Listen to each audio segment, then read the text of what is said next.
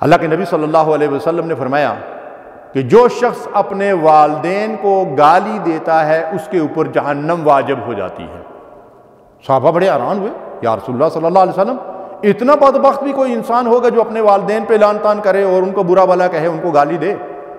اللہ کے نبی صلی اللہ علیہ وسلم نے فرمایا کہ ہاں، تم میں سے کوئی جب کسی دوسرے کے والدین کو گالی دیتا ہے، ان کے اوپر لعنت بھیجتا ہے، اور وہ پلٹ کر تمہارے والدین کو برا بھلا کہتا ہے، گالی دیتا ہے یا لعنت بھیجتا ہے، تو گویا کہ تو نے اپنے والدین کو گالی دی اور برا بھلا کہا۔ سمجھ گئے بات آپ؟ اس کا مطلب یہ ہے کہ کبھی بھی کسی کے خلاف اپنی زبان نہیں کھولنا چاہیے، ورنہ آپ دوسروں کو دعوت دیتے ہیں کہ وہ آپ کو اور آپ کے والدین کو، آپ کی اولادوں کو گالیاں دیں۔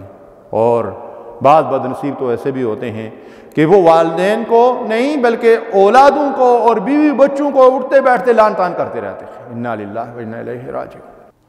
اللہ کے نبی صلی اللہ علیہ وسلم ایک سفر میں صحابہ کے ساتھ تھے، ایک خاتون نے اپنی اونٹنی کے اوپر لعنت بھیجی۔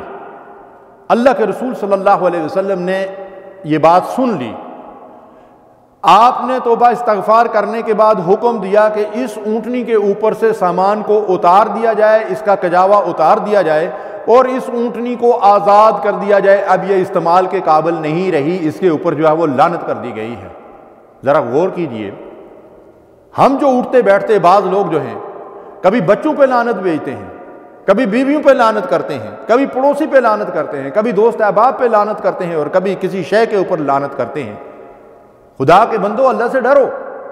اگر ایک اونٹنی حیوان چیز کے اوپر لعنت کی گئی اور وہ سواری کے قابل نہیں رہی، وہ سامان لادنے کے قابل نہیں رہی، اللہ کے رسول صلی اللہ علیہ وسلم نے اس کو آزاد کروا دیا، تو سوچئے اور غور کیجئے کہ اگر ہم اپنے جیسے دوسرے مسلمانوں پر، بھائیوں پر، بہنوں پر اور دوسرے انسانوں پر لعنت بھیجیں گے تو ہمارا مقام کیا ہوگا اللہ کے نزدیک، اللہ کے رسول کے نزدیک، دین کے نزدیک؟ اس میں اللہ کے رسول صلی اللہ علیہ وسلم سے ایک سوال کیا گیا کہ یا رسول اللہ صلی اللہ علیہ وسلم، اچھا مسلمان کون سا ہے؟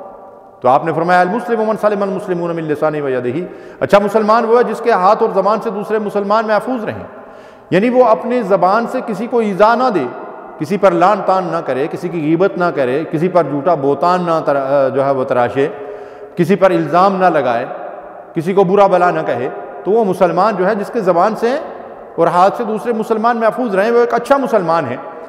تو ہمیں دن بھر کے اپنے معاملات کو، جو کچھ ہم زبان سے کہتے اور ہیں، جو الفاظ زبان سے ادا کرتے ہیں، رات کو سونے سے پہلے محاسبہ کرنا چاہیے کہ میں نے اپنی زبان کی وجہ سے کسی کی دل آزاری نہیں کی، کسی کی غیبت نہیں کی، کسی پہ بہتان نہیں لگایا، کسی کو طعنہ نہیں دیا، کسی کی نقل نہیں اتاری، کسی کا تمسخر اور استہزاء نہیں کیا، کسی کی چغلی نہیں کی، کسی کی پیٹھ پیچھے اس کا عیب بیان نہیں کیا۔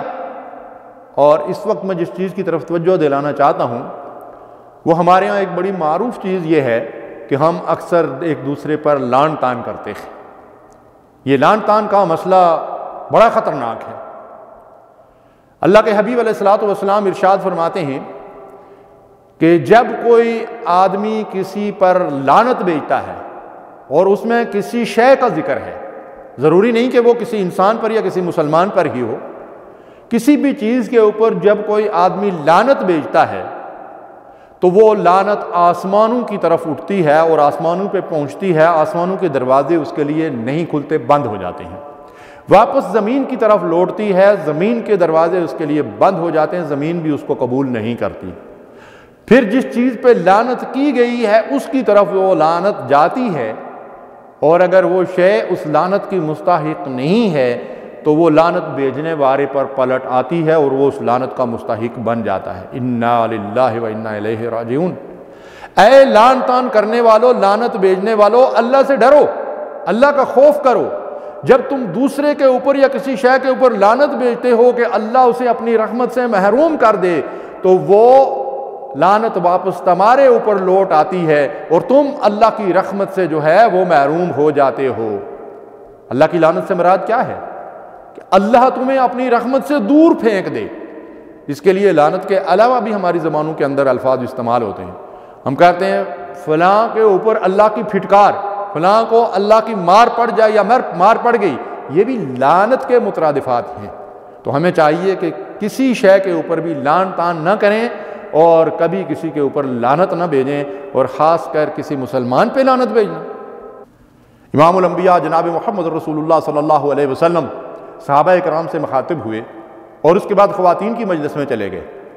خواتین کی مجلس میں پہنچے تو آپ نے خواتین کو مخاطب کر کے ارشاد فرمایا کہ اے خواتین کے گروہ، میں نے یہ دیکھا ہے کہ جہنم میں تم مردوں کی بنسبت زیادہ تعداد میں پڑی ہوئی ہو، یعنی کثرت کے ساتھ خواتین کو جہنم میں دیکھا میں نے۔ تو خواتین ڈر گئیں۔ ایک خاتون نے سوال کیا، یا رسول اللہ صلی اللہ علیہ وسلم اس کی وجہ کیا ہے؟ تو آپ صلی اللہ علیہ وسلم نے ارشاد فرمایا کہ تمہاری زبانوں سے ہونے والی لعن طعن، تم مردوں کی نسبت زیادہ لعن طعن کرتی ہو۔ اور ظاہر ہے یہ بات معلوم ہے ہمیں کہ خواتین کے اندر مردوں کی بنسبت یہ مرض زیادہ ہے۔ تو ہمیں چاہیے کہ مرد ہوں یا خواتین ہوں اپنی زبان کی حفاظت کریں، اللہ سے ڈریں۔ اللہ نے یہ بہت بڑی نعمت ہمیں دی ہے۔ اللہ کے نبی صلی اللہ علیہ وسلم نے فرمایا مومن لعن طعن کرنے والا اور فحش گوئی کرنے والا نہیں ہوتا۔ کتنے مسلمان ایسے ہیں، کتنے ہمارے بھائی بہنیں ایسے کہ ان کی زبان سے ایسے فحش کلمات ادا ہوتے ہیں کہ گردن جھک جاتی ہے، آنکھیں نیچے کی طرف ہو جاتی ہیں، لیکن انہیں ذرا شرم و حیا نہیں آتی، بات بات پر گالیاں بکتے رہتے ہیں، زبان کی کوئی حفاظت نہیں کرتے۔ کسی کا حکیمانہ قول ہے، پہلے سوچو پھر تولو اور پھر بولو۔ نہ ہم سوچتے ہیں نہ تولتے ہیں، بس بولتے ہیں اور بولتے ہیں۔ تو ہمیں چاہیے کہ اپنی زبان کو لگام دیں، کبھی کسی کے اوپر لعن طعن نہ کریں، یہ بہت بڑا گناہ ہے۔ ایک اونٹنی کی مثال ہمارے سامنے آئی ہے۔